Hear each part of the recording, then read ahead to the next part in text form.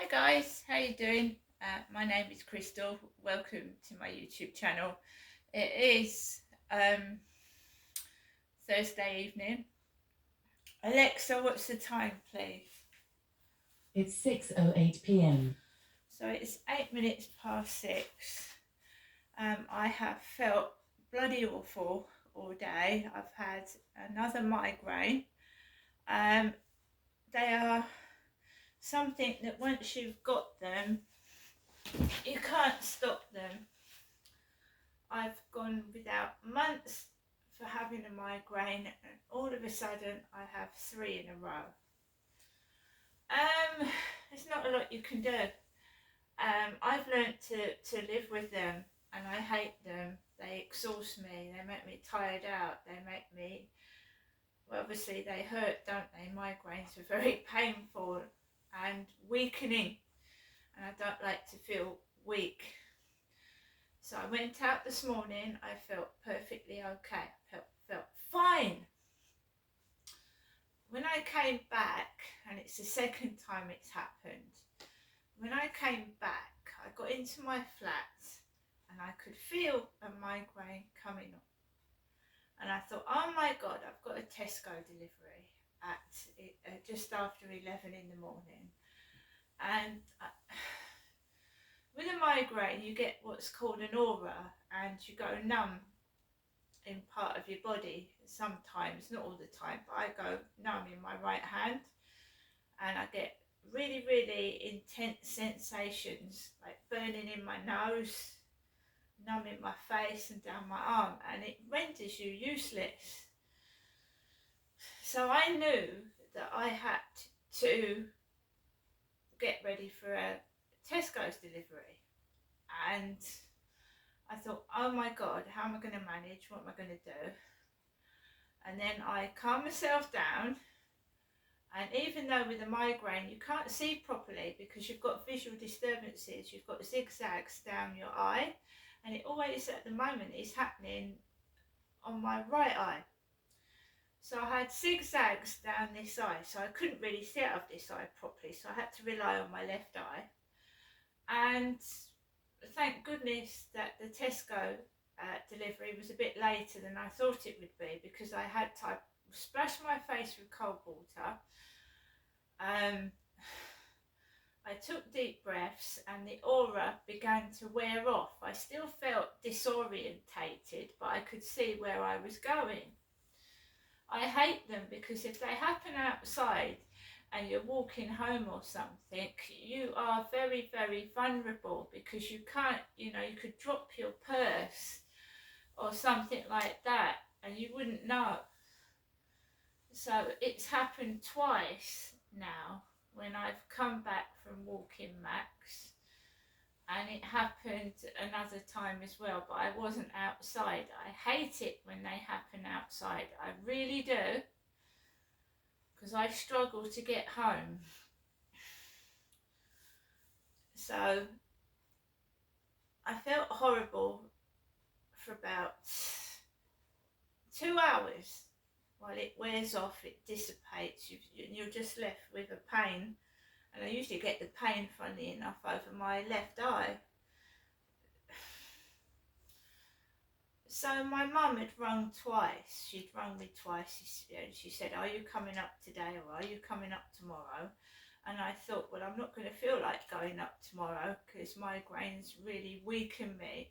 So while I'm feeling shitty anyway, I've got a bloody headache, I feel awful, I said to myself, right, we'll go up today. We'll go up there today. I feel awful anyway, so if I get shouted at or it's shit, it doesn't matter because I feel like crap anyway. So it was about 11:45 when I'd put all the Tesco shopping away. It's about 11:45, and I rang my mum. And she said hello, and I said, yeah, I'll come up today. I told her that I had a headache. I explained to her that I had a really bad headache and I wasn't feeling well. A taxi arrived, like it usually does, about 12:15, parked outside my flat. I struggled downstairs. I got into the taxi and I was struggling to breathe, and I hadn't got a clue why. Before the headache came on, I was struggling to breathe. You see, perhaps I'm allergic to something and it caused a weird reaction, I don't know, but I couldn't breathe in this block of flats. I couldn't breathe. So I got into the taxi. I took my bag up with me, with my money and my cards and my bits and pieces, and quiet driver, foreign driver, drove me up to my mum's. My mum gave me the money, I paid the driver.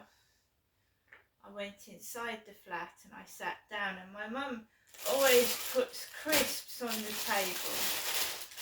So we had some Wotsits on the table. We had some Walker's cheese and onion crisps on the table. We had yuzu drinks, and we had sweets on the table, like she used to do for my father Derek. That's what she used to do for my dad.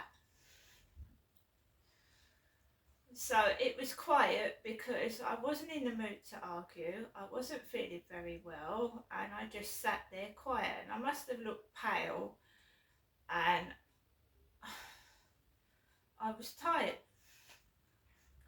My mum wasn't speaking that much either. My mother's television is still broken, so we're sat there in complete silence with no telly, no radio, and so I just sat there. There was no workmen up her road at all. There was no workmen at all. They'd all gone. So I just sat there. I was feeling really awful. I just wanted a rest from this place because I got stressed out yesterday because of that guy in the utility meter box. British Gas keeps ringing the phone, right, when all I want is my meter changed back to a smart meter, because I've got to go out yet again to top the meter up, right, and it means walking down the end of Rochester High Street into one of the local shops down there, or it means going to a post office. Okay, I've got no choice. British Gas are absolutely ridiculous. They downgraded me from a smart meter to a key meter, right? And I have to keep going out to the shops to top it up. And the co-op don't do it up the road. And it's a pain in the ass because half the time the machines are down and you have to go searching somewhere else. So it's a nuisance that I don't want and I don't need. And if you're disabled and you don't feel well, you have to top these meters up, because if you don't, then your electricity and gas will get cut off. And it's harsh, and it's as simple as that, right? So I am taking British Gas to the Ombudsman, right? Because you don't downgrade someone that's disabled and vulnerable from a smart meter to a key meter. Obviously, I don't want to have to keep going out and putting myself in dangerous positions, going to these shops when I don't feel well and I could have an accident and fall down in the road or something, right? So yet again, I've got to go out and top my meter up. They don't even need me. They could go into that utility box and change that meter. They're just being silly and ridiculous, okay? And I'm fed up with it. I don't want to have hours on the phone with some woman that I don't know. I've already complained about them before. I've been refunded, right? Refunded money, right? I want my meter back to normal. I don't want to have to keep going to the shops to put my meter on, my money on the meter. So they can either put them back to an ordinary meter and I'll pay every 3 months, or they can put it back to a smart meter. It's not good enough. And I am taking them to the Ombudsman, and if they don't like it, they shouldn't have mucked me about in the first place. And I'm not going to get cross I just deal with it in a respectful manner. So I got stressed out yesterday. There was a stupid bloke in the utility cupboard talking to Trevor. Right, I am a vulnerable woman. I've been attacked by men and I don't need that. Silly people being silly. Right? So I probably got stressed out and I've overstressed out and I've given myself a headache. Who knows? So, the phone went round my mum's. The phone went and it was Charlotte, my sister's daughter. You know, Amanda, who's dead. My sister died of multiple sclerosis. And her daughter still keeps in touch with my mum. She doesn't really have anything to do with me. She's more into visiting my mum because Jennifer is Charlotte's grandmother. Charlotte calls my mum Granny Jenny. So Charlotte calls my mum Jennifer Granny Jenny. I'm Auntie Genestra. Auntie, I'm Charlotte's auntie. So my mum was talking to Charlotte and Charlotte said she was coming round with my mum's watch. I heard her. So Charlotte had gone to fix one of my mum's watches like I used to do. My mum used to get me to go to Timpson's in Chatham and get her watch fixed. So she's obviously got Charlotte to fix her watch for her. So in the meantime, my mum's put a leaflet out and it's Cheers Pizza. And I really didn't want to take away. I thought, oh my God, you know, I don't feel well. I felt sick. And I thought, well, let's see if they've got a salad. Because the salad's harmless, right? Bit of tuna, bit of cucumber, bit of tomato, bit of salad is harmless. So I looked through Cheers Pizza, which was based in Chatham, and I ordered a tuna salad and I ordered some coleslaw. They didn't have the coleslaw in stock, so I got them to get me some onion rings. I'm going to eat the fudge cake in a moment, the fudge cake. When I get these headaches, I can't eat. So I'll go a couple of days without eating anything. Seriously. Because I don't feel like eating. I get a headache, I can't do anything, and I don't feel like eating. So I got all that Tesco stuff, right? I got all those Tesco stuff. Before I got sick, I ordered that shopping from the co-op.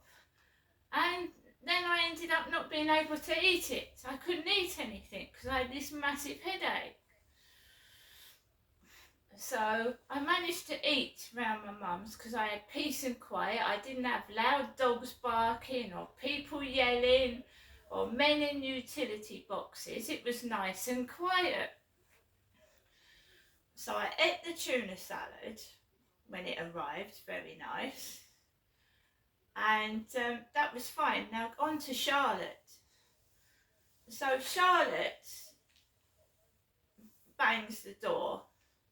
My mum answers the door to Charlotte, who's a lot bigger than me. Charlotte is about the same height of my sister. She's about 5'10". I'm 5'5", so she towers above me, Charlotte, and she's also bigger than me. Right, and my mum said, don't you want to say hello to Genestra, to Charlotte? And she really didn't want to, but she poked her head round the door like she used to do when my dad was sat there. And she went, I'm on the school run. Got to go, I'm on the school run. And she went, right? And all the time there was my dad staring at me because my mum had Derek's photo. She's got my dad Derek's photograph stuck on the wall. And she kept shutting the door, leaving me in the room, and I saw the photo of my dead father. And that was giving me a bit of a creepy chill down my spine. So Charlotte went off to pick up her daughter. She's mended one of my mum's watches and I think she's got to get another one done. So I used to do that for my mum. When my dad was alive, I used to go into Timpson's in Chatham. It's expensive getting a watch fixed. It's almost £20, I think, now.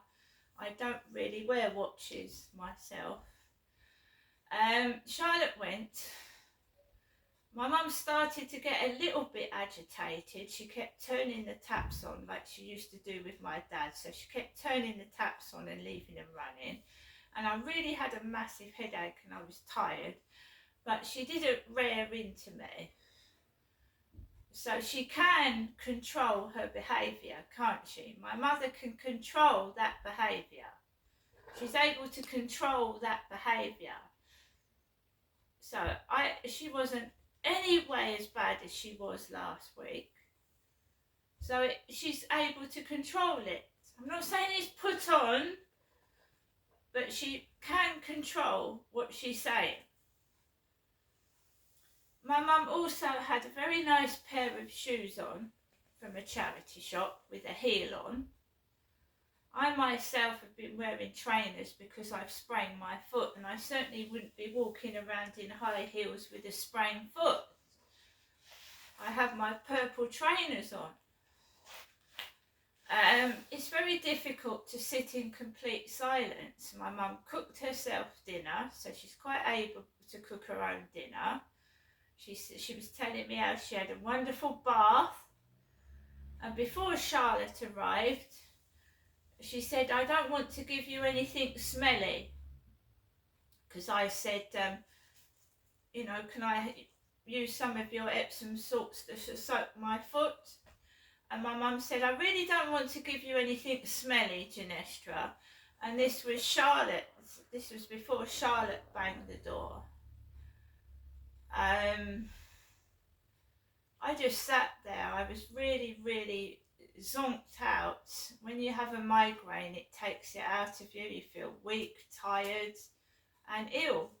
And I wasn't in the mood to argue with anybody, but all I saw was Charlotte's face around the door for a second, and she went. I'm her auntie.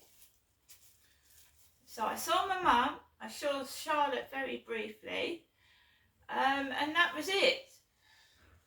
I've seen women today, women.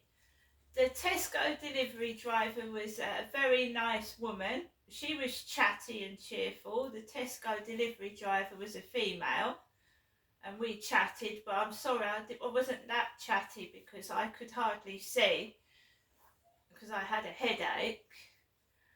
And the delivery driver this morning for the co-op was a Polish lady. So it's been a day of women and no men, apart from the taxi drivers, of course, and they were foreign guys that didn't speak much English. So I've spent this afternoon round my mum's. Fortunately for me, there was no arguments and there was no shouting, and it was peaceful, and I just minded my own business and didn't get cross or upset about anything, and that's it really. So I have to take each day as it comes. I've had 3 headaches in a matter of 7 days, 3 migraines in 7 days. And I felt very ropey this morning, very ropey. I needed to get out of here. It's been stressing me out. It's very, very isolating. It's very, very, like there's builders again everywhere at the moment, and the smells, the fumes that come off when the builders are drilling and working, and the noise and the drilling. Right, because obviously they're building more flats, and when I walk Max, there's a load of drilling, there's a load of like glue and dust and smog, and that can make you feel unwell. So I'm home now. I got home, the taxi driver drove me home, and I made sure I got out on the pavement side and not in the middle of the road. And I went into my mailbox. I had the letter from my mum with some money in it, so I've got some money and I've got plenty of food. And I got into the lift because I had 2 heavy bags and I felt tired. Got up to the first floor, got into my flat, and my pets had been as good as gold. Good as gold. Max was sat there. They haven't broken anything, they haven't caused a disturbance, and they've just been sat there good as gold. I couldn't ask for anything more. Right? I'm quite happy with how things are.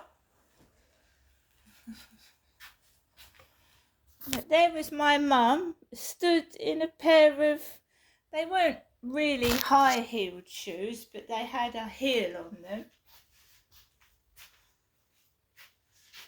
And I don't wear high-heeled shoes at the moment because I've got a sprained ankle. And that reminds me, I've got to go back to the doctors. I've got to get my eyes sorted out because it could be me not wearing my glasses causing the migraines. So we're going to get things sorted out. But when someone has a migraine, they don't feel like fighting. They feel like going to bed. See you later.